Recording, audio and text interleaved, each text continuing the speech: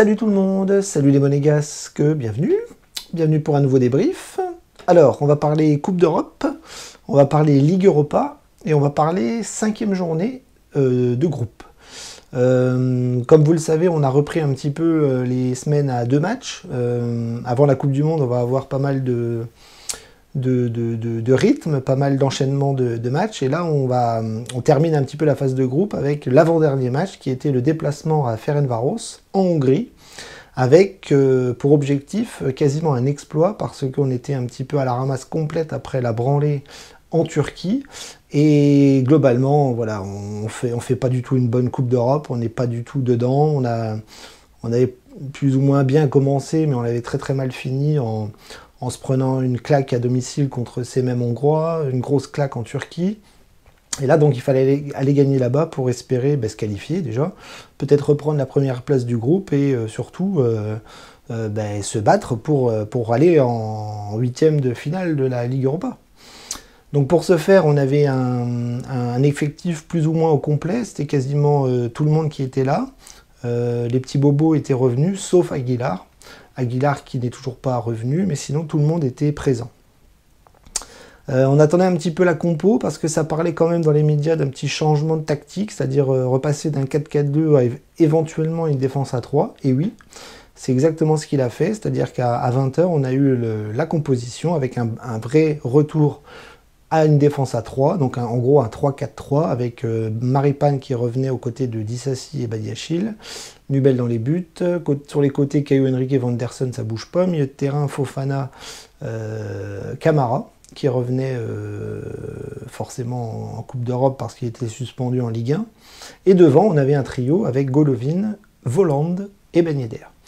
Donc voilà, c'était une équipe assez classique, on va dire, si ce n'est le changement tactique de nouveau. Donc on voit que Clément est un peu perdu, il ne sait plus trop quoi mettre sur la pelouse. 3 défenseurs, 2 défenseurs, 4-4-2, enfin, il est un peu perdu, un peu comme nous d'ailleurs, et on va voir pourquoi. Voilà, l'exploit on l'a pas fait, on n'a pas gagné, on n'a pas perdu, on a fait 1-1. Alors vu le scénario du match, c'est le même sentiment qu'une défaite. Voilà, c'est pas du tout ce qu'on voulait ramener de Hongrie. Il fallait la victoire, on ne l'a pas. On est un petit peu dans la merde. Voilà. On peut aller chercher une qualification la semaine prochaine contre Belgrade, mais on va analyser un petit peu le match, le contenu, et on va voir que Monaco n'y est plus. Monaco est complètement perdu, largué. Il n'y a plus rien. Il n'y a plus rien du tout, c'est très très compliqué de gagner des matchs maintenant, c'est très compliqué de proposer du jeu, c'est très compliqué de défendre, c'est très compliqué d'attaquer, on n'est pas du tout dedans en ce moment, alors il y a 1000 raisons. Je pense que voilà, il peut y avoir la fatigue, le discours de Clément qui marche pas, les entraînements qui sont pas assez costauds, je sais pas. Je sais pas, tout ce que je vois c'est que ça ne va plus, on gagne plus un match, on propose plus rien, on se fait peur, et j'ai vraiment l'impression d'avoir une équipe de Monaco qui est devenue totalement banale, pour ne pas dire médiocre.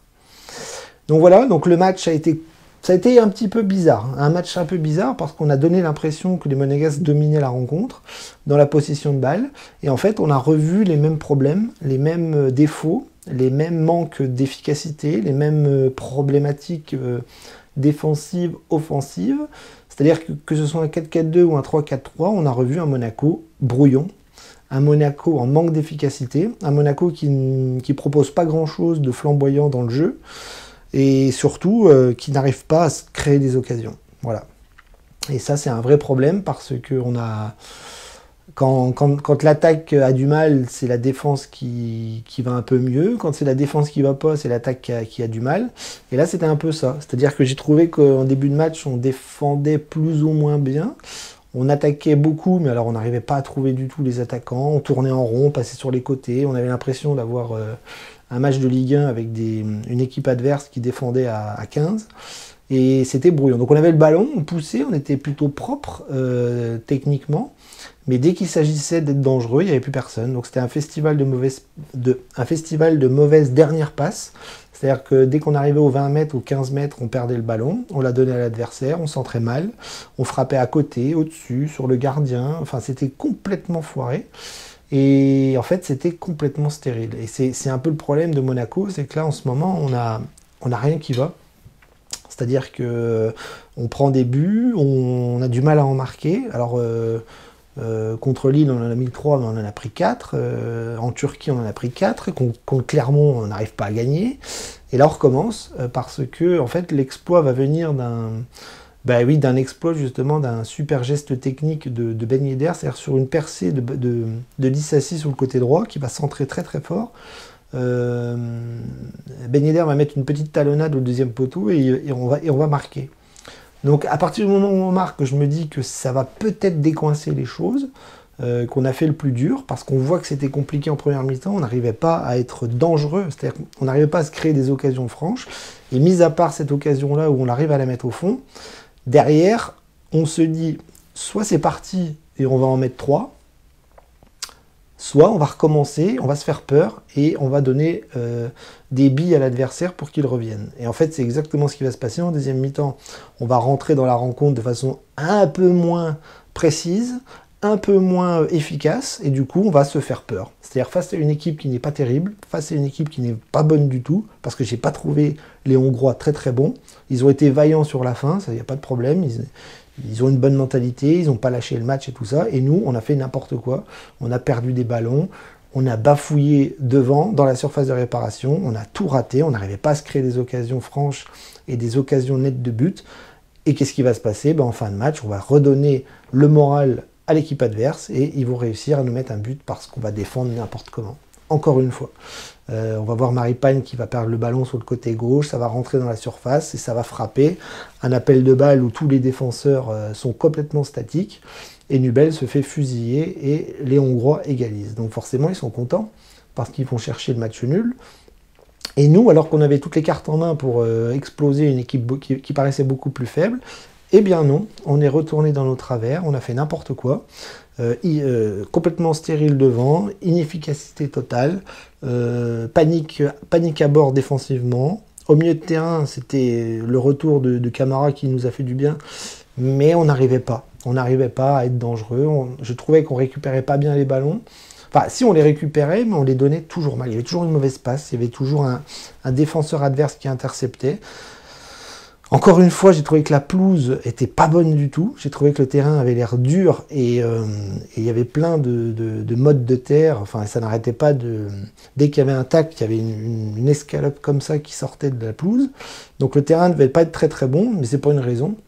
Monaco se devait de gagner ce soir et ne l'a pas fait. Et donc on se retrouve encore une fois en situation difficile dans ce groupe de Ligue Europa qui était largement à notre portée et qui montre que, encore une fois, on n'y est pas du tout et qu'on a, globalement, on n'a rien à foutre en Coupe d'Europe. Moi, je le dis honnêtement, avec ce que je vois là depuis quelques matchs, en Coupe d'Europe, voire en Ligue 1, on n'a rien à faire en Europe. Là, on est en train de devenir une équipe totalement banale, totalement médiocre. Je l'ai déjà dit dans la vidéo précédente, mais on est vraiment très très faible en ce moment. On propose rien, c'est moche, c'est pas efficace, on fait peur à personne, on se fait marcher dessus par tout le monde, que ce soit les petits clubs, les moyens clubs et les gros clubs, on essaye d'être un peu plus présent, mais on voit que de toute façon, là si on jouait, là en ce moment, si on jouait vraiment les grosses équipes, je pense qu'on se ferait bien défoncer comme il faut.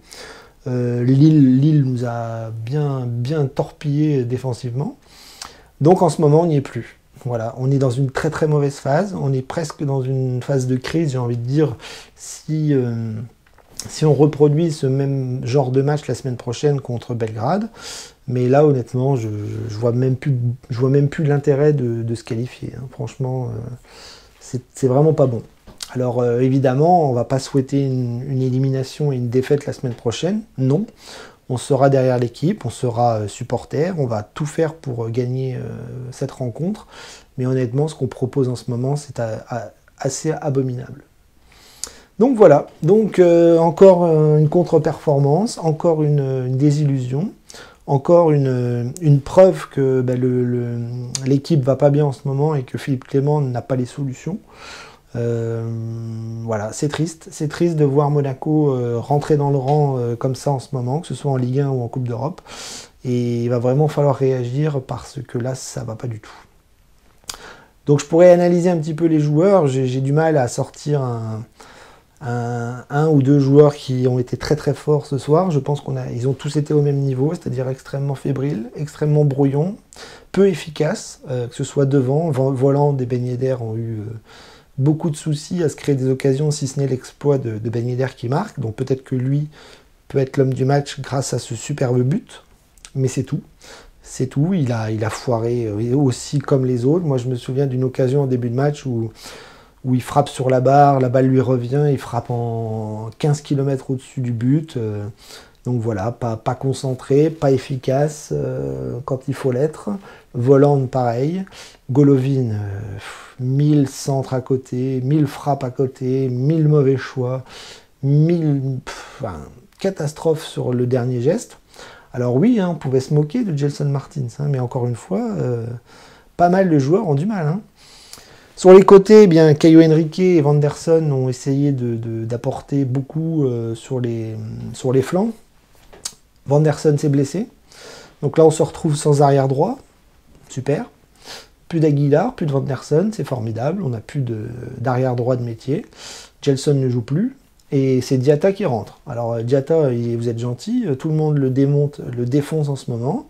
À juste titre, il n'est pas bon, mais il n'est pas bon comme le reste de l'équipe, je suis désolé. Donc c'est lui qui va devoir faire le travail sur le flanc droit, et c'est bien triste. Donc voilà, Diatta, rien à dire, pas un bon match du tout. Caio Henrique, assez transparent aussi, même sur les coups de pied arrêtés, ça n'a pas été dangereux. Et puis au milieu de terrain, ça a fait plaisir de revoir Camara, mais j'ai trouvé que c'était très très compliqué d'être propre dans la récupération et dans les transitions. Fofana, j'ai pas compris, il était tout le temps en attaque, lui. Il était tout le temps dans la surface de réparation, il était soit avant-centre, soit ailier droit. Il se retrouvait sous le côté pour centrer, il se retrouvait dans la surface pour frapper. Donc Fofana, c'est gentil, mais c'est pas un attaquant. Donc voilà, j'ai eu du mal à comprendre un petit peu le binôme ce soir entre Fofana et Camara. Et puis derrière, ça a flanché. Ça a flanché, voilà, encore une fois, sur une occasion, sur un...